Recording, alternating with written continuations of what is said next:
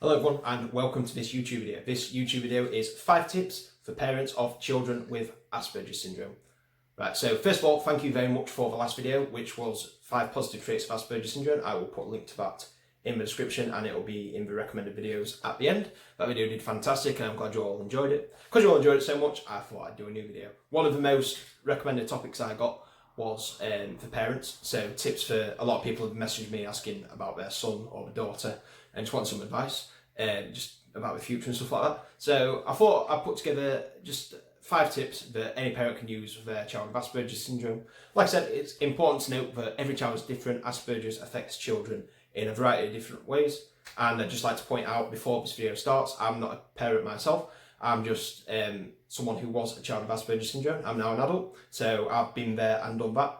I know from experience, and I can also see from children who have got it at the minute from their experience. I can see a lot of things what might be helpful for parents. So here we go. Here are 5 tips for parents of children with Asperger's syndrome.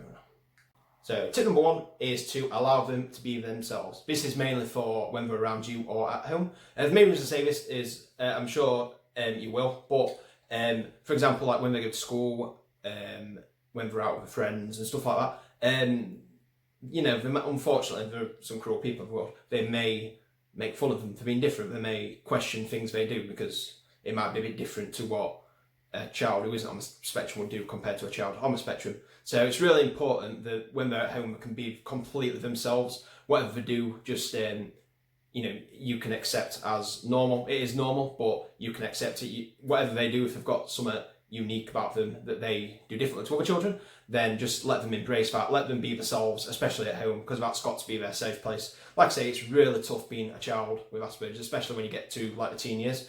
So like where they might start to be seen as a bit different or they may feel different. So it is really important that when they're at home, that can be a safe space, that is a place where they can be themselves. So that is really important, and that's tip number 1. So tip number 2 is to keep things simple. So one thing with people with Asperger's, this isn't just children, this is in general, if you give them too much information at once, it can be very overwhelming. Also, if you give them a lot of complicated stuff to do, like, you know, say if it's not in order or something like that, it can be really, really overwhelming. So what I'd suggest is keep things nice and simple. If it's like a list of things to do, try and explain it like one at a time. Don't give them all to at once. Do it like step by step, just so it gives them a bit of structure. This can also help because a lot of people on the spectrum like structure, so this can help them to keep organised. It'll make it a lot more easier and they'll follow it a lot better. So whatever you're doing, no matter what it is, keep it nice and simple, keep the language nice and basic, just as if you explain it to a little child, just like step by step, and that's the best way to go with explaining things to people on the spectrum.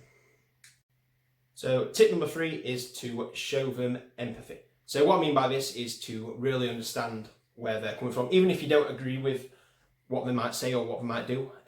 Say they've got an opinion on something or something like that. At least try to understand it. You don't have to agree with it, but at least try and understand, see where they're trying to come from, because like I say, people with Asperger's, they can view stuff differently from people who don't have Asperger's. So even if you don't agree with it, just try and see where they're coming from, try and see where their point of view is coming from, and then try and help them in either way. Like, they might be right about something, they might need something explained a bit more, they might just not get it. Just try and understand them as well as you can. Even if you don't agree with it, just understand them, tell them, yeah, I get your point, I get where you're coming from. And yeah, that's about it for that tip.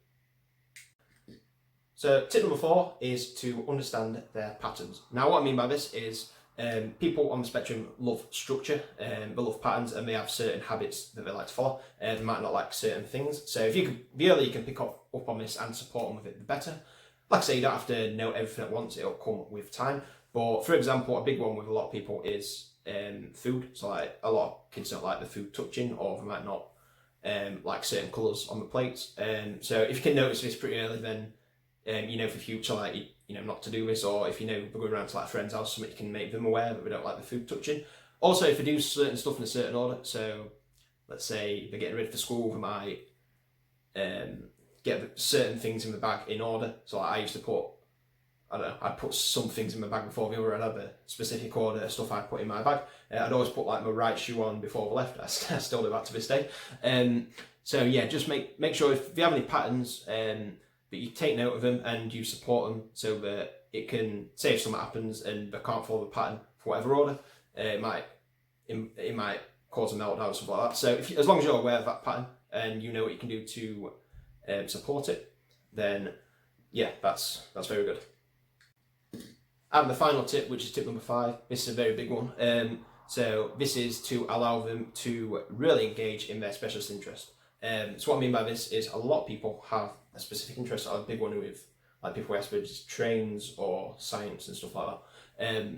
So a big tip I'd give on this is to really let them explore that, like give them as much support as I can. Say if it's trains, maybe like buy them a load of books or DVDs on train, really let them like research it.